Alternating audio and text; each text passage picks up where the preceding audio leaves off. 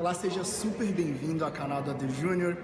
Meu nome é AD Júnior, como todo mundo sabe, a gente está aqui no Congresso Internacional, no Congresso Mundial de Humanas, aqui na cidade de Liège, na Bélgica, né? Hoje, dia 9 de agosto de 2017, a gente tem a oportunidade de estar falando aqui com grandes nomes da cultura afro-brasileira e principalmente, não da cultura, mas da intelectualidade, principalmente do ativismo afro-brasileiro, aqui diretamente de Liège. E é um prazer estar aqui do lado desse cara que, pra mim, eu sou super fã. Eu sei que jornalista não devia ser fã, mas eu sou super fã do trabalho do professor, como eu falo, doutor, como eu falo, mestre, o Carlos Alberto Medeiros, que hoje vai estar fazendo aqui uma palestra aqui na universidade falando sobre derrubar os mitos das cotas sociais e as ações afirmativas no Brasil, sobre o debate de raça no país Brasil, hoje às 18 horas, no horário daqui, no horário do Brasil, às 18h30 mais ou menos, meio-dia e meia no horário do Brasil. Professor Carlos Alberto, prazer tê-lo aqui conosco. É um prazer para mim também. Finalmente conhecê-lo. Obrigado.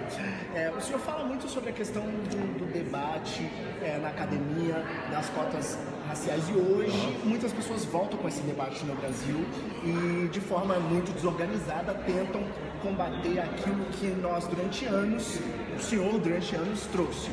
Conta pra gente um pouquinho como tem sido a experiência de estar aqui hoje na Bélgica falando sobre um assunto tão importante que ainda está em voga. Olha, é uma emoção muito grande para participar de um evento como esse, que reúne pessoas de todo o mundo preocupadas com temas semelhantes, mas particularmente muitos africanos e caribenhos, com os quais a gente evidentemente sente essa afinidade etno-racial, para falarmos assim. E esse tema, a maneira como eu quero abordá-lo, se refere principalmente ao impacto que essas políticas tiveram e têm tido na sociedade brasileira, ou seja, para além daquelas dezenas de milhares, principalmente de jovens negros, que têm tido a oportunidade de entrar na universidade, e entrar para universidades de qualidade, públicas de qualidade, e é algo que eu vou explicar aqui, absolutamente gratuitas, o que não é uma coisa geral no mundo, na Europa sim, graças a essas políticas, mas mais do que isso, elas têm produzido um debate na sociedade brasileira. Isso que eu quero enfatizar. Coisa de 2 semanas nós tivemos no Rio de Janeiro, na icônica praia de Copacabana, uma marcha reunindo aparentemente mais de 10 mil mulheres negras que estavam ali defendendo a sua identidade, a sua estética, a sua ancestralidade. Essas marchas têm sido realizadas pelo Brasil afora, principalmente com mulheres à frente. Ao mesmo tempo, nós temos nas universidades coletivos negros, coletivos de estudantes negros nas principais universidades brasileiras, e uma discussão que está presente diariamente nos nossos jornais, nos programas de televisão e, em particular, nas redes sociais. Ou seja, aquela discussão de raça que por tanto tempo foi jogada para debaixo do tapete, considerada algo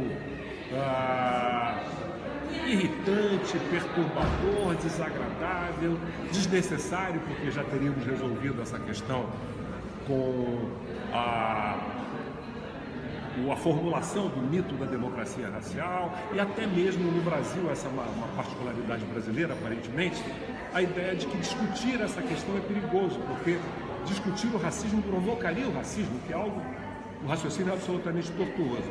Então hoje nós estamos tendo a oportunidade no Brasil de trazer essa discussão para a pauta do debate público, o que nos dá a esperança de, no futuro, em algum momento, algo já talvez visível no horizonte, meio distante, mas que possamos fechar essa ferida exposta do racismo, já que para resolver um problema é preciso, em primeiro lugar, reconhecer a sua existência. E a sociedade brasileira, aos trancos e barrancos, tem reconhecido a existência do racismo e tem criado mecanismos para enfrentá-lo. E mais do que isso, setores importantes da população negra têm se mobilizado nessa direção. E, portanto, para mim, eu que venho batalhando por esse tipo de política, pelo menos desde o início da década de 90, eu considero que é uma vitória importante que estamos obtendo. Não chegamos ao final da luta, estamos longe disso, mas já conseguimos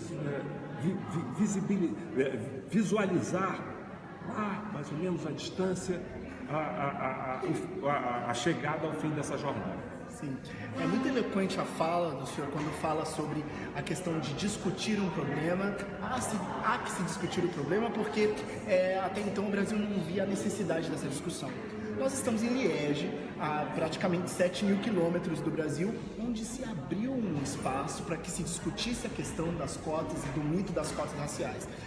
É só um pouco estranho que talvez no Brasil, eles não tragam essas matérias ou essas discussões para o espaço acadêmico, principalmente, não do acadêmico, para o espaço das escolas de ensino médio, por exemplo, que a gente vê que muitos meninos que saem do ensino médio, primeiro, segundo, terceiro ano, eles saem muito desinformados sobre o que acontece, sobre como se dá as cotas, como essas cotas beneficiam principalmente os outros grupos, né, as ações afirmativas.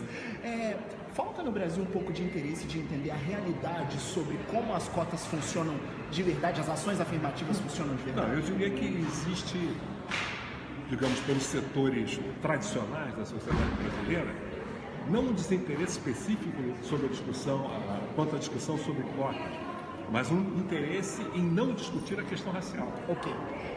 Então é isso que você vê refletido nas escolas de ensino médio. Mas ainda bem que você corrigiu o início da sua pergunta, porque no nível acadêmico isso tem acontecido. Com certeza tem acontecido. Forçosamente tem acontecido, porque os alunos agora estão lá. No ano passado, houve um evento muito interessante realizado lá no IFIX, Instituto de Filosofia e Ciências Sociais da UFRJ, onde eu estou fazendo agora o meu doutorado em História Comparada. Houve lá um evento sobre os 50 anos de Panteras Negras. E foi uma emoção muito grande ver aquele auditório do IFIX super lotado, com pessoas sentadas no chão, olhando pela janela, cerca de 300 pessoas, a maioria negra. Isso significa já uma chegada, especialmente para mim. Eu que, quando estudei, fiz a escola de comunicação da UFRJ, era o único aluno negro. Então existe alguma coisa mudando significativamente. É claro que existe toda uma campanha de desinformação que, por exemplo, procura culpabilizar os alunos negros que entram pelo sistema de cotas, fazendo sentir-se envergonhados de serem favorecidos pelo sistema, quando na verdade se trata apenas de uma compensação histórica para um povo que foi pisado, massacrado, inferiorizado secularmente na sociedade brasileira. Não tem que ter vergonha nenhuma de assumir o lugar que é seu. De qualquer maneira, isso está acontecendo, isso está se transformando. Nossos inimigos podem ficar muito chateados com isso, eu não me preocupo nem um pouco, porque isso sacode o establishment, sacode aquelas verdades estabelecidas, faz com que as pessoas despertem. E é muito importante a gente pontuar isso. Isso tem sido possível exatamente porque nós temos tido o apoio de setores progressistas da intelectualidade branca e também da área política, da área da mídia. Sem isso não teria sido possível. Nós, Movimento Negro, em si, nós somos um grupo relativamente pequeno, com determinadas dificuldades na área política, mas de qualquer maneira nós temos sensibilizado esses setores que nos têm apoiado e graças a essa aliança que nós temos conseguido chegar onde chegamos. Sim. O senhor vê a importância de estarmos aqui falando das questões de cotas na Europa hoje como um avanço significativo na forma que também o europeu vai começar a enxergar o Brasil, que até antes era uma chamada democracia racial, e hoje eles escutam o que falamos e falam, opa, tem algo diferente. Não é bem assim. Não é bem assim. É um avanço também nas questões entre entre Europa e Brasil na visão do mito. Não, com certeza. O Brasil é muito sensível à imagem que projeta no exterior. E durante muito tempo a imagem projetada foi essa. E nós estamos minando essa imagem, não contra o Brasil, mas pelo contrário, a favor da sociedade brasileira. Porque eu digo que essa nossa luta não é pelos negros. Embora atinja muito diretamente os negros, ela é uma luta pelo aperfeiçoamento da sociedade brasileira. E essa imagem, então, tem caído porque Enfim, o racismo tem sido regularmente denunciado, exposto. Os negros têm reivindicado a sua posição na sociedade e isso repercute lá fora. Aqui fora. Repercute. Eu, por exemplo, tenho feito muitos trabalhos nos Estados Unidos, com universidades americanas, trazido americanos para o Brasil para se interarem dessa realidade, para estabelecerem intercâmbio com instituições brasileiras. Você, por exemplo, na Europa, na Alemanha mais particularmente, tem realizado um trabalho nesse sentido. E nós não estamos sozinhos, há muita gente trabalhando nessa direção, negros e brancos. E isso é bom para o Brasil. Muito obrigado. Eu agradeço muito, primeiramente, a oportunidade de conhecê-lo e de estar entrevistando. Ele vai fazer uma palestra daqui a pouco hoje, mais uma vez, falando que a palestra que ele faz hoje às 18 horas, às 8h30, é Enterrando o Mito Racial, Ação Afirmativa e o Debate sobre Raça no Brasil. Esse é o Alberto Medeiros, que é mestre em Ciências Jurídicas e Sociais, né? E agora doutorando em História Comparada pela Universidade Federal do Rio de Janeiro. Doutor, vou falar doutor, né? Já profetizando o que acontecerá em breve. Doutor, mestre Carlos Alberto, eu agradeço muito, eu não quero segurá-lo tanto por conta do que o senhor vai estar trabalhando agora, fazendo essa palestra tão importante, precisa de um pouco de tempo para poder se preparar também. Então, isso aqui já é uma preparação. É uma preparação também. E é isso. O senhor, a última pergunta que eu gostaria de fazer sobre o que o senhor acredita que agora no Brasil, porque aqui houveram várias articulações, as pessoas conversam umas com as outras, a gente conversou aqui sobre várias coisas. Acredita que o Brasil vai ter nos próximos 10, 15 anos uma nova guinada em relação ao movimento negro?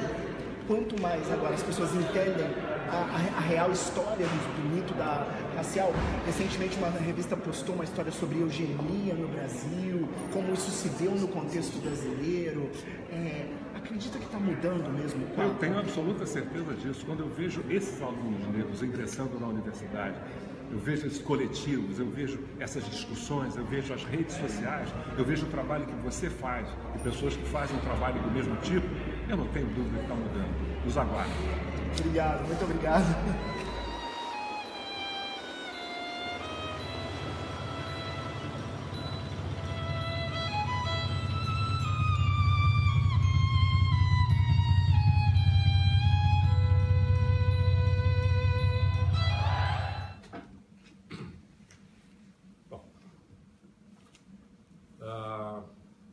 Well, first of all, good evening, ladies and gentlemen. It is a great pleasure for me to be here along with this Afro-Brazilian delegation. And I would like to express our thanks to the organizers of this conference, especially to Lazare Kizerbo, for having invited us, giving us a chance to share some of our experiences and knowledge in the area of race relations in Brazil. So my subject here today is the impact of affirmative action measures that have been implemented in Brazil ever since the turn of the millennium. Since 2001, Brazilian universities, public universities, which are totally free in Brazil, they have started to implement quotas for blacks. And I say that the biggest impact of those measures, much more than something like 150,000 black students who now have a chance to go to some of the best higher education institutions in Brazil. But much more than that, I would say that the implementation of those measures is forcing Brazilian society, and especially some sectors of the Brazilian elite, and after spreading that discussion to the rest of society, to discuss not affirmative action or quotas, but the main issue, which is the question of race in Brazil. So I say that these sectors, they have been forced to sink into that discussion, which was traditionally considered to be abhorrent, irritant, unnecessary, since everybody knows that Brazil is a racial democracy, and that this is a singular Brazilian perspective on that issue. That by discussing racism, you bring about racism. So for us, we are at the other side of the table. We think that this kind of debate is fundamental, not only for black people in Brazil, for Afro-Brazilians, but for Brazilian society as a whole. Now, we see that in the horizon, a little far in the horizon, but the possibility of solving this problem, of closing this open wound of Brazilian society, which is racism. Because, of course, we know that affirmative action will not solve that problem. Affirmative action is necessarily something of emergency, transitory, but it's the beginning. It's forcing this discussion in Brazil.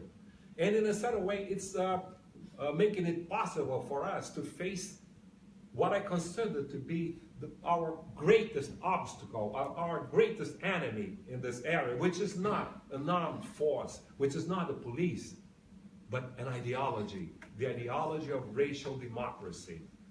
The idea that we don't have a problem of race in Brazil, or at least we don't have a relevant problem of race in Brazil. Something may happen, somebody can be discriminated here and there, but that's not the spirit of Brazilian society. So that ideology goes. And what is interesting about those ideas is that they started to be constructed out of a comparison with the United States, a positive comparison with the United States. Since we didn't have in Brazil those same extreme, cruel, humiliating forms of race discrimination that had developed and flourished in the American South after the Civil War, and spread some of their tentacles to other regions. I'm talking about segregation by law, the militia, the lynchings, the ban on interracial marriage, and that uniquely American norm, which is the one-drop rule. Since we didn't have that at the same level, Brazil was considered to be better than the United States. Of course, I'm talking from a progressive perspective. There are those in Brazil who thought that what we lacked was a Ku Klux Klan. But from a progressive standpoint, Brazil was considered to be better than the United States, and I think we could agree with that for that time. But from being better than the United States, one came to the exaggeration of presenting Brazil as a positive paradigm, a model to the world. All that was necessary to see that exaggeration was, for instance, taking a look at Brazilian newspapers, because there were advertisements about housing and jobs, whites only. We don't accept people of color. They were there. But anyway, this idea, which received a kind of academic framework in the 1930s, with the work of Brazilian sociologist Gilberto Freire, who wrote Casa Grande Senzala, published in English as The Masters and the Slaves.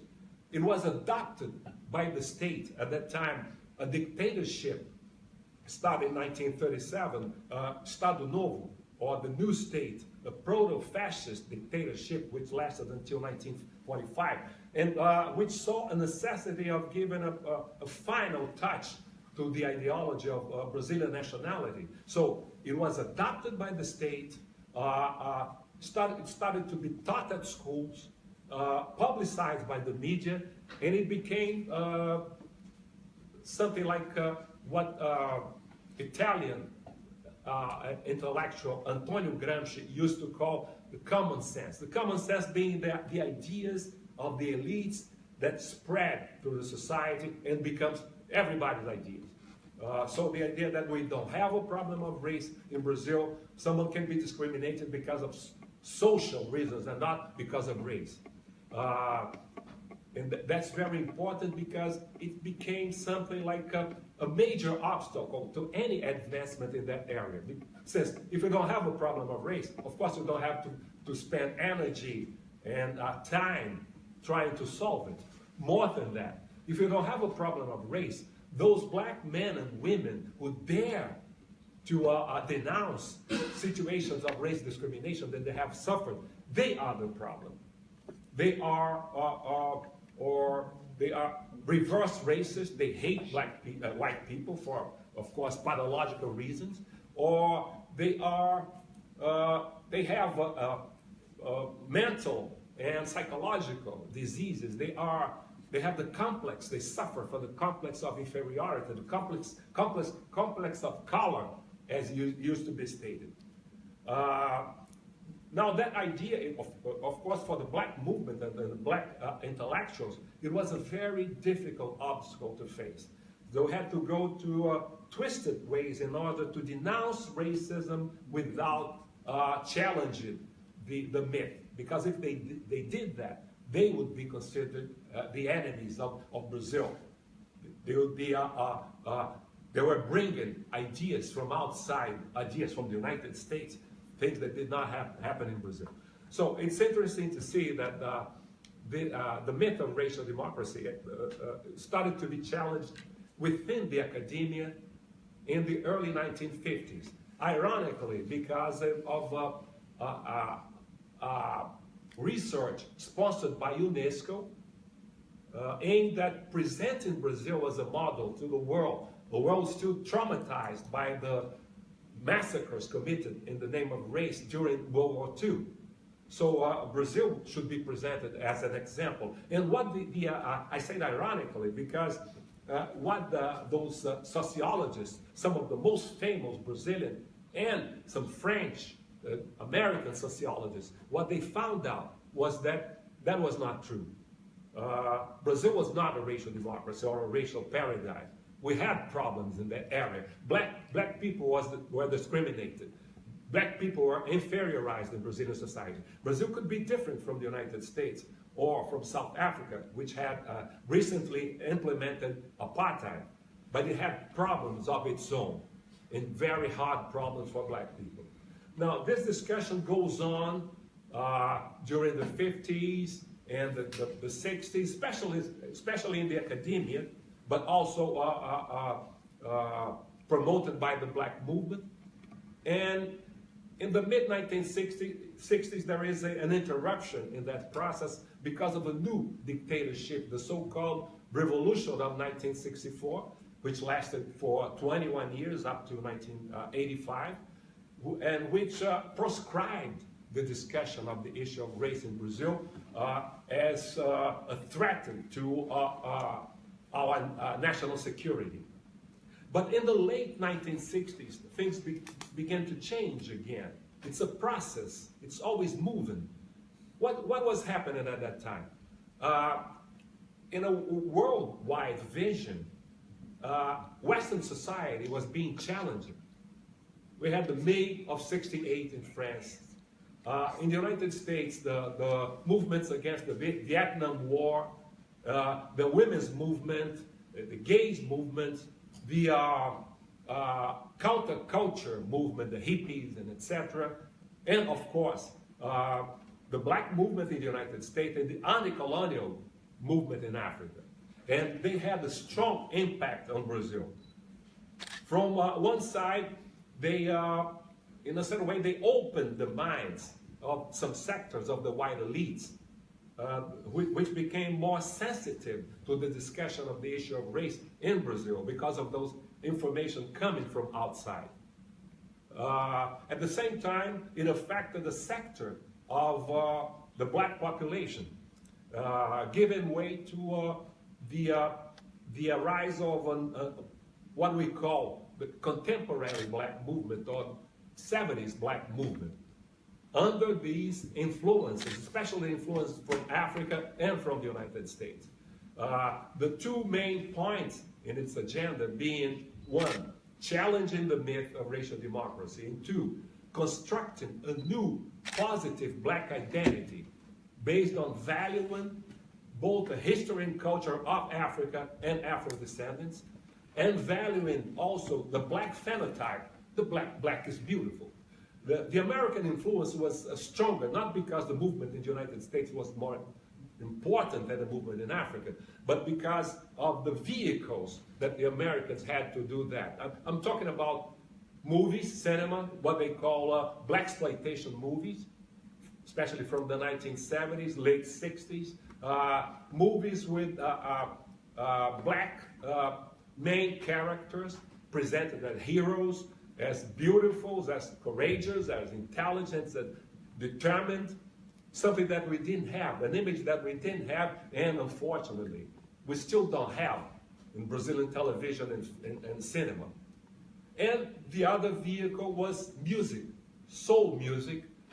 Just to give you an idea, around 40 years ago, something like 1.5, just in Rio de Janeiro, something like 1.5 million black youngsters would go to parties where music was soul. And the idol supreme being James Brown. So, and those parties were like temples to celebrate black beauty. And it's interesting to see that now that we have access to the reports of security agencies of the time, at the beginning they thought that those parties were very dangerous, like Black Panthers arriving in Brazil. It's ridiculous now, but that's what they thought, and they kept thinking for some years before finding out that those parties, there were no violence, there was no drugs consumption. There was this idea, even if I like, for instance, marijuana or something, I won't do it in the parties because that would attract the police. So the parties were not dangerous in the way they thought, but they had something very important, which was what is now called policy of identity. It was a place where people could express their feelings of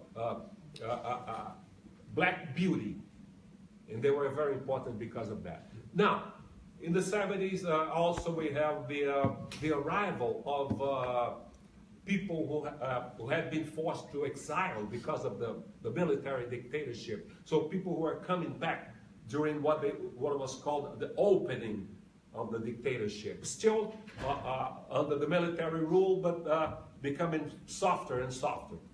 And so these people who came back, they had new ideas. They were coming back from Europe or coming back from the United States, North America, and they were more open to this, also to the discussion of the issue of race. And so now we see that a network of alliances starts to be constructed with the political parties, sectors of the media, sectors of the academia, even the trade unions that used to be very closed to that kind of discussion, because under the vision that by discussing the issue of race, you would divide the working class. So they become more and more open to that. So we see since the 80s that the state starts to recognize the existence of an issue of race. Some agencies start to be created, in a very timid way at the beginning, and more with time. And after the turn of the millennium, we had the approval of affirmative action measures in two main areas: higher education for public universities, which I said they are among the best universities in Brazil and they're totally free. And after also to the public service, both military and civil. And these measures were considered, and that's very interesting, unanimously considered to be constitutional by the Brazilian Supreme Court. The last decision a couple of months ago about those measures for the public service. And that has forced Brazilian society to sink in that kind of discussion. Now that's something that we see every day on the newspapers, television shows, and especially the social media, incidents of racism being denounced, organizations being created. Some weeks ago we had in Rio the iconic beach of Copacabana, the march of black women, some 10,000 black women there in the name of their identity, their ancestors, their phenotype, wearing Afro hairstyles and African clothes, and that's something very new. It's happening all around Brazil. And what we see now, it's that society that used to be silent about this, that used to be, that used to oppose any kind of discussion in terms of race, is now much more open to that.